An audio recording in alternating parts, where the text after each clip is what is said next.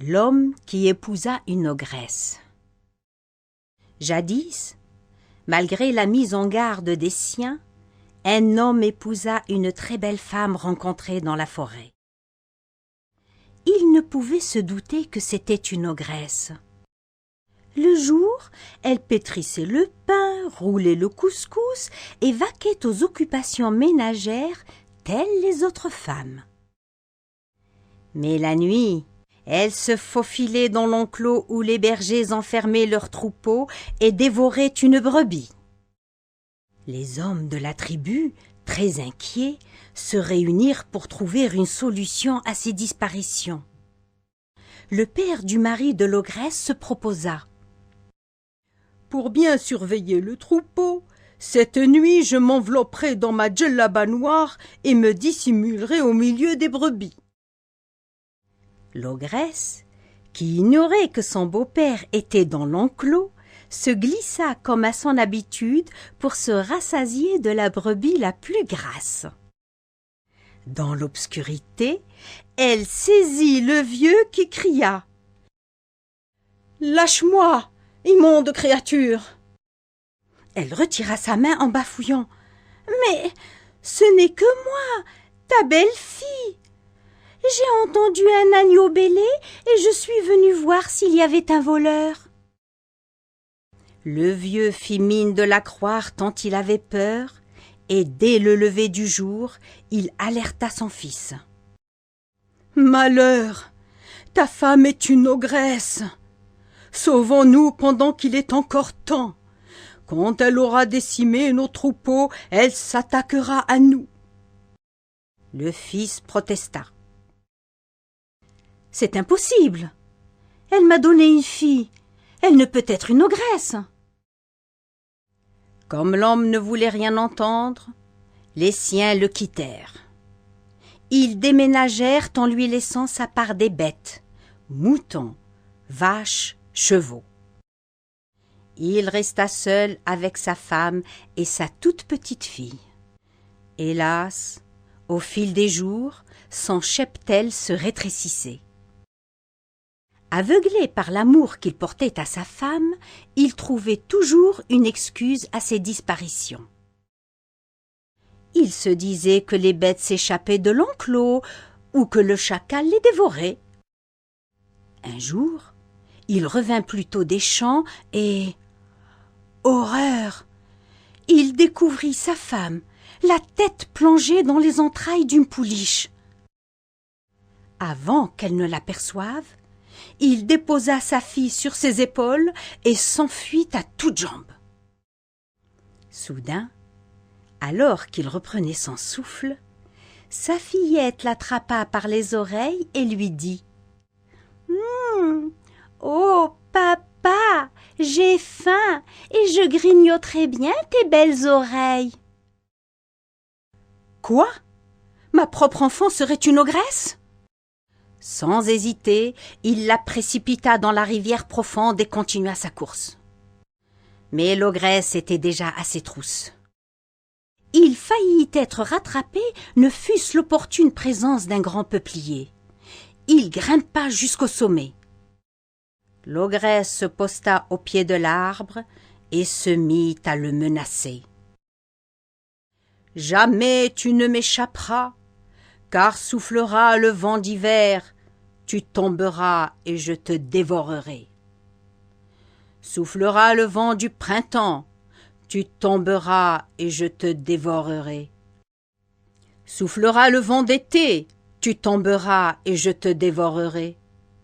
Soufflera le vent d'automne, tu tomberas et je te dévorerai. » Depuis, chaque jour, sauf quand elle chassait pour se nourrir, elle s'acharnait sur le tronc de l'arbre qu'elle rongeait de ses dents pointues pour le couper.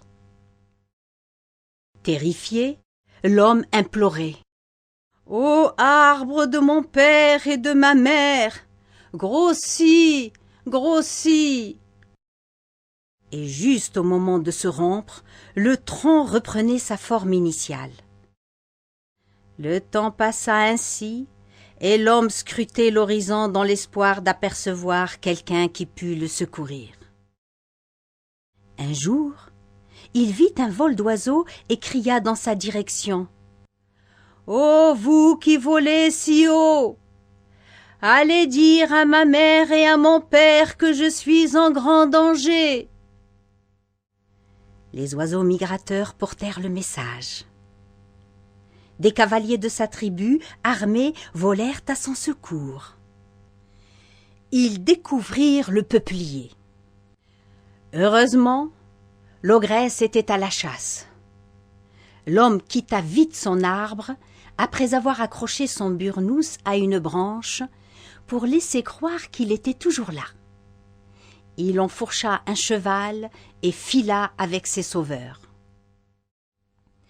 À son retour, l'ogresse, rassurée par le burnous qui flottait sur la cime de l'arbre, continua ses menaces tout en rangeant le tronc. Ainsi, les saisons se succédèrent et vint l'automne venteux. Un matin, une tornade se leva et le burnous voleta dans l'air avant de tomber sur un rocher à proximité de l'arbre. « Ah, je t'avais dit que tu tomberais !» hurla l'ogresse en furie. Elle se jeta sur le burnous et le mordit avec une telle violence que toutes ses dents se brisèrent sur le rocher. On dit qu'elle en est morte. Quant à l'homme, il vécut en paix avec les siens. Mon histoire a pris la route du feu, et moi j'ai mangé d'urfis délicieux.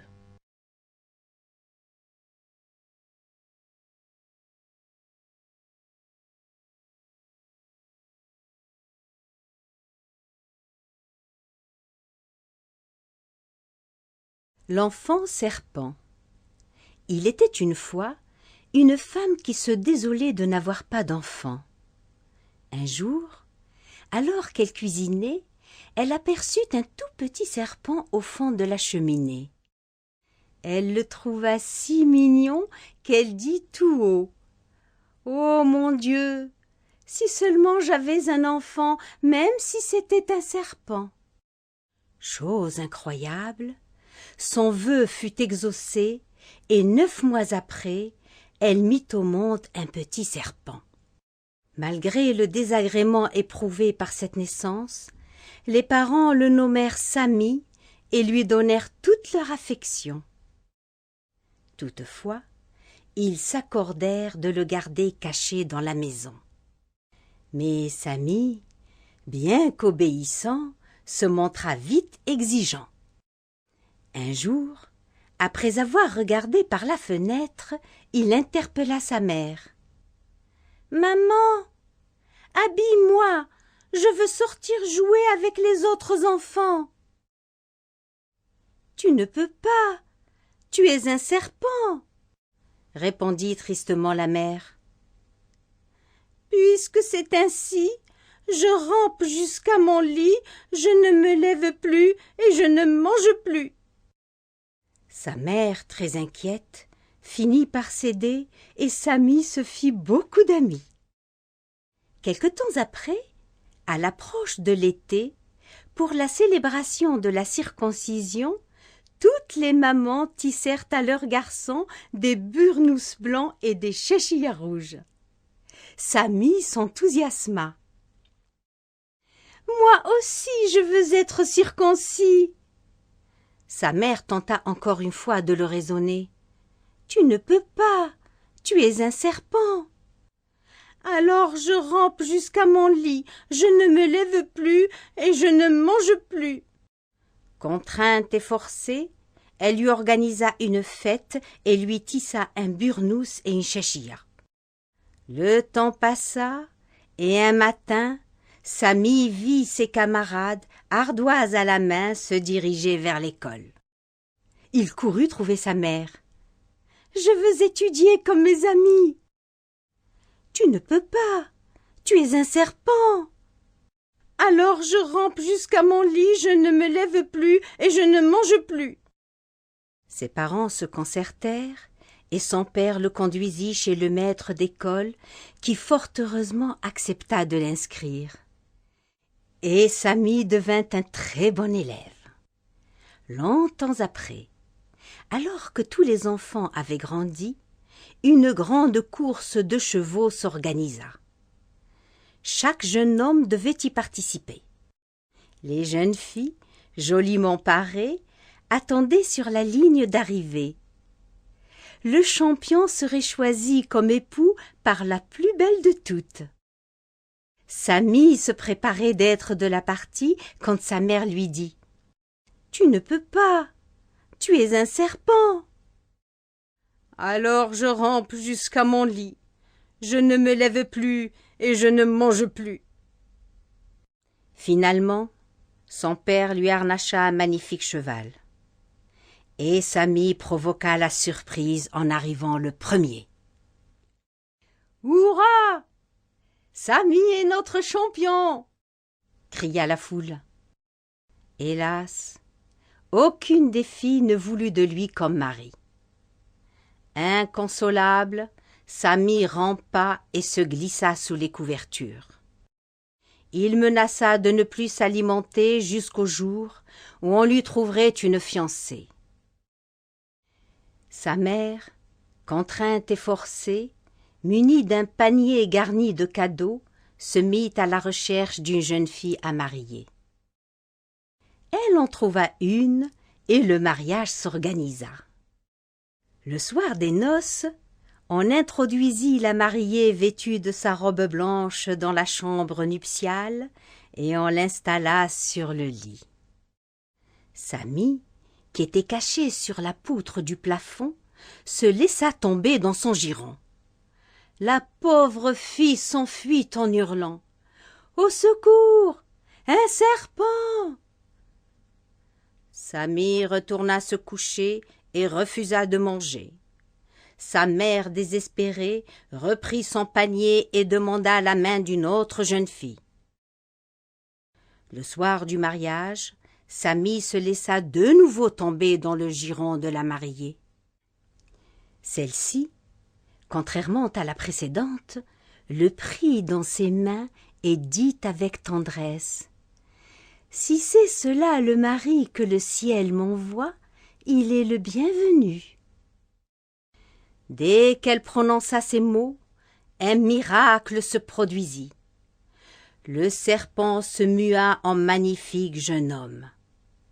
Il se vêtit d'un burnous blanc, se coiffa d'une chéchillère rouge et se présenta devant les invités au bras de sa femme.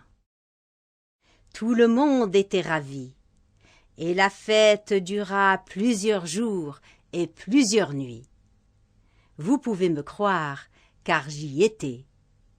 Mon histoire a disparu, et moi, je suis revenue.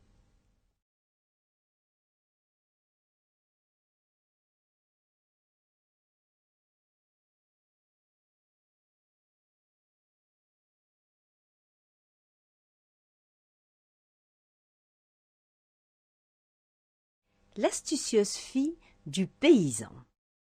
Pour se trouver un vizir, un grand sultan posa une énigme à ses sujets. C'est un arbre qui possède 12 branches. Chacune des branches comporte 30 feuilles, et chacune des feuilles renferme 5 graines. Sera mon vizir celui qui, dès demain, me rapportera la réponse. Il arrivera au palais, nu et habillé à la fois, transporté et marchant à la fois. Parmi les hommes se trouvait un paysan ambitieux. Il courut consulter sa fille qu'il savait intelligente. Sans hésiter, elle lui dévoila la solution. « Père, l'arbre représente l'année, les branches les 12 mois, les feuilles les 30 jours. Quant aux graines, elles sont les 5 prières quotidiennes qu'effectue le musulman. » « Mais comment être nu et habillé à la fois ? » Comment me déplacer à pied tout en étant transportée? C'est simple. Demain, très tôt, tu t'habilleras du seul vêtement que je vais te confectionner à partir d'un filet de pêcheur. Tu seras donc à la fois habillée et nue. Ensuite, tu n'auras qu'à monter sur notre jeune baudet.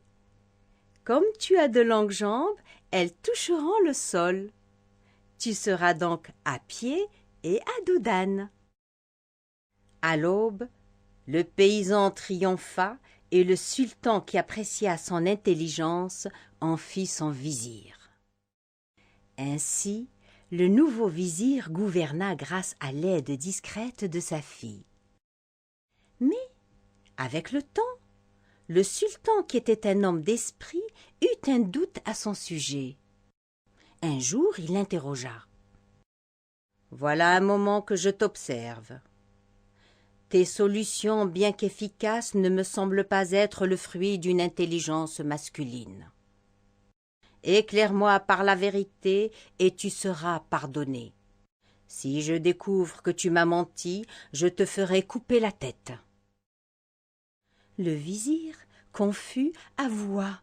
« Sire, je vous demande pardon.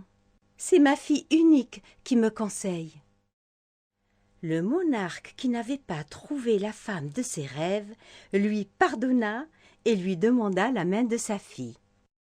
Cette dernière accepta. Mais le sultan exigea d'elle de ne jamais intervenir dans les affaires du royaume sans y être invitée. Elle en fit serment. Le temps s'écoula dans l'harmonie et le respect des convenances, jusqu'au jour où un verdict injuste rendu par le sultan suscita le courroux de la jeune femme. Un pauvre paysan se trouva dépossédé de son ânon par un riche marchand qui prétendait que cet ânon était né de sa mule. Or, le sultan avait donné raison au marchand, bien que chacun sût que les mules sont stériles. Le paysan débouté, l'air attristé, quittait le palais quand la sultane l'interpella de sa fenêtre. « Hé, homme de bien, approche, je vais t'aider à récupérer ton animal. » Intrigué, le paysan écouta attentivement le conseil qu'elle lui souffla, et le sourire aux lèvres, il s'en retourna dans la salle d'audience et demanda la parole. « Sire, j'ai oublié de vous signaler un autre étrange phénomène dont j'ai été témoin. »« Lequel ? Parle vite. »« Un banc de poissons paissait dans le champ du marchand. »« Des poissons qui paissent ? Tu te moques de moi ? » Ô grand sultan, pourquoi ne pas admettre que tout peut arriver à l'époque où les mules mettent bas? Le sultan admit son erreur et fit restituer son bien au paysan, non sans exiger de lui une explication. « Dis-moi, pourquoi t'es-tu ravisé? De qui tiens-tu ces répliques astucieuses? »« D'une aimable femme du palais à sa fenêtre, sire. » Le sultan, furieux, se précipita auprès de son épouse. « Tu as rompu le pacte. Tu es intervenu dans les affaires du royaume sans que je te le demande. Emporte tout ce à quoi tu tiens et quitte ce palais dès demain matin. » La jeune femme accepta sans broncher la décision souveraine. Pour leur dernier dîner, discrètement, elle versa une poudre soporifique dans le café du sultan. Dès qu'il sombra dans un sommeil profond, elle l'enferma dans un coffre et l'emporta avec elle. Le lendemain, lorsque le sultan ouvrit les yeux, il fulmina. « Que fais-tu encore à mes côtés? Ne t'ai-je pas ordonné de t'en aller? Mais où suis-je? » Elle répondit d'une voix tendre. « Monseigneur, je suis partie. Et tu as bien précisé que je pouvais emporter avec moi tout ce à quoi je tenais, n'est-ce pas?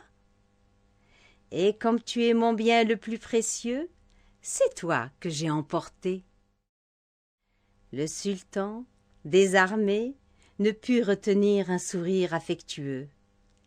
Il dit alors avec douceur: « Mon épouse, je dois admettre que tu es vraiment subtile et sage. Je te décharge désormais de ton serment, car tes conseils me sont les plus précieux.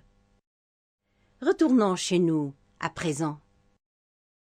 Mon histoire a suivi le cours de la rivière, et moi je suis restée avec les seigneurs. »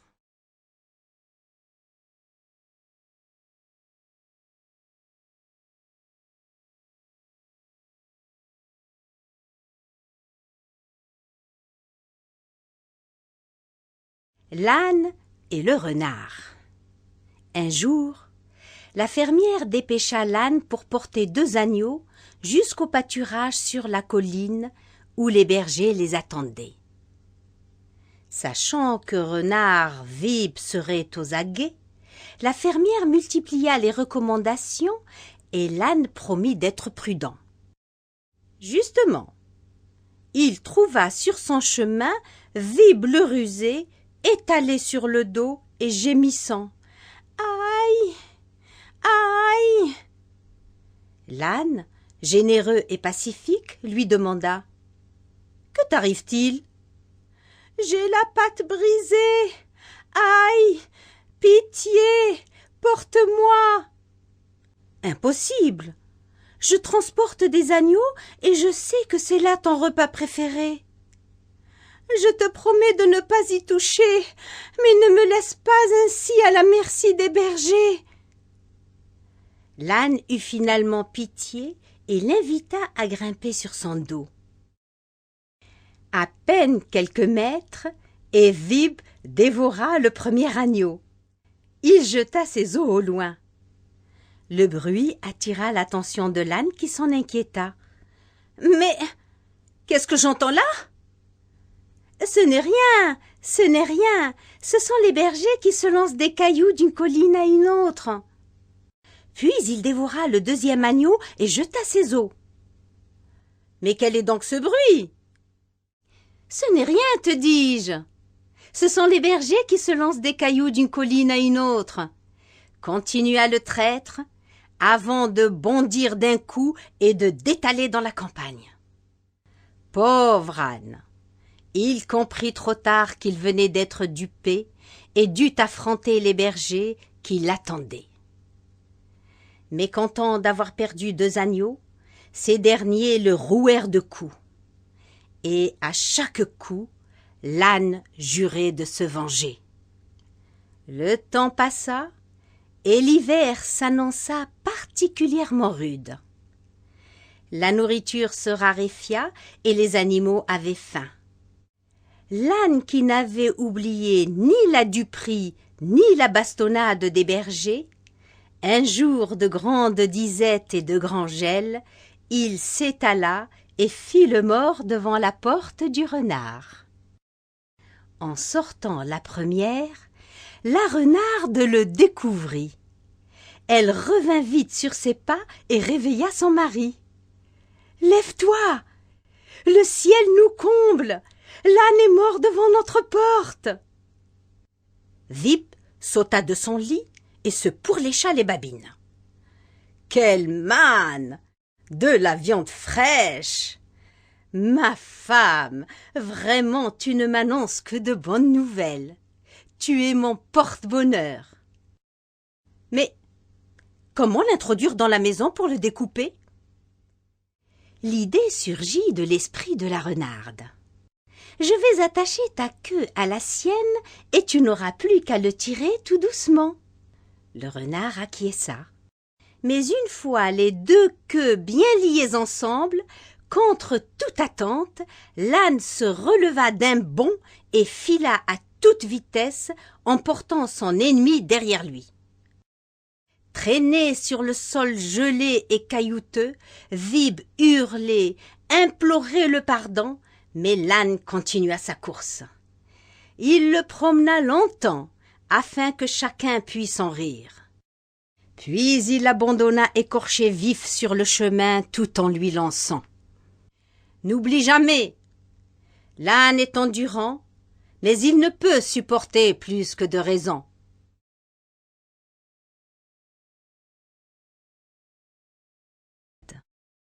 Dans la tribu nomade d'Ebn Hillel, le jeune Vieb, fils du chef Ghanem, était le meilleur des bergers.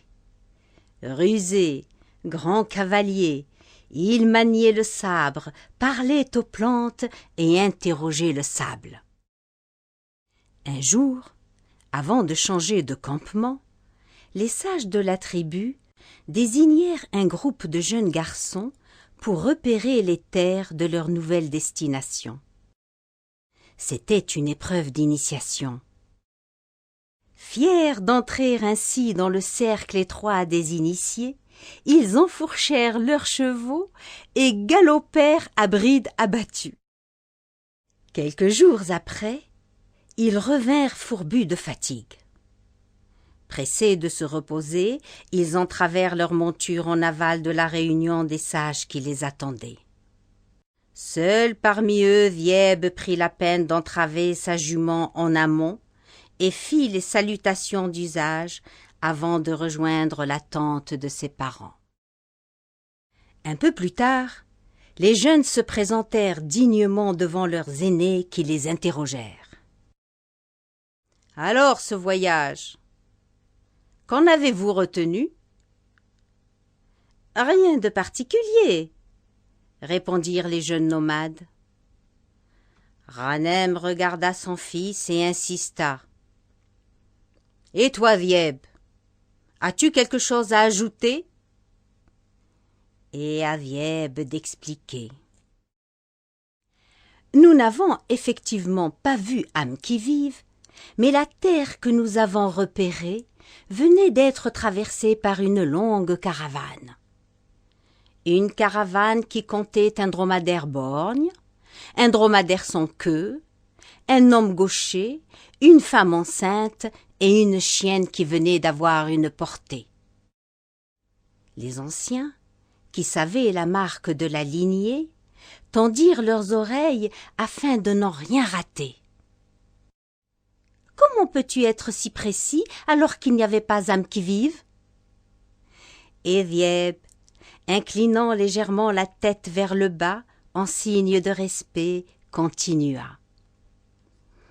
Les traces de la caravane sur le sol étaient visibles. Quant au reste, voici mes observations. Le dromadaire était borgne, car sur le bord de la route, l'herbe n'était broutée que d'un seul côté, preuve que l'animal ne voit que d'un œil. L'autre dromadaire était sans queue, car il était le seul à avoir les crottes alignées, preuve qu'il ne pouvait les disperser en agitant la queue. « Et l'homme gaucher et la femme enceinte ?» insista un homme de l'assemblée. « Le sable parle. Comme vous savez, les nomades ne se séparent jamais de leurs bâtons, prêts à se battre en cas de danger. L'un d'entre eux, qui suivait à pied, portait constamment le sien de la main gauche. Quant à la femme enceinte, ses pas sur le sable montraient qu'en marchant, elle appuyait beaucoup plus sur les talons. Seule une femme alourdie par sa grossesse marche ainsi. « Et comment as-tu deviné que la chienne de cette tribu venait d'avoir des petits ?» La chienne qui suivait marchait par moments sur ses pattes arrière seulement, preuve qu'elle s'agrippait à une bête sur laquelle était posée sa portée. Cela, chez les chiens, nous l'avons tous constaté. Les sages qui étaient en admiration posèrent une dernière question. « Dis-nous pourquoi, en arrivant, contrairement aux autres garçons, tu as attaché ton cheval en amont. » J'ai senti la direction du vent. En aval, l'odeur du crottin de mon animal risquait de vous incommoder, vous, l'honorable assemblée. conclut enfin Vièbe, qui fit une fois de plus l'admiration des siens. Tous les sages tournèrent leurs regards vers Rhannem son père, qui dit avec fierté: « C'est ainsi, pour saisir ce qui est hors de portée, le héros hilalien possède sa main, son sabre, mais également le bord de ses cils. » De nos jours encore, les récits des élégantes hardiesses de Vièbe enchantent petits et grands.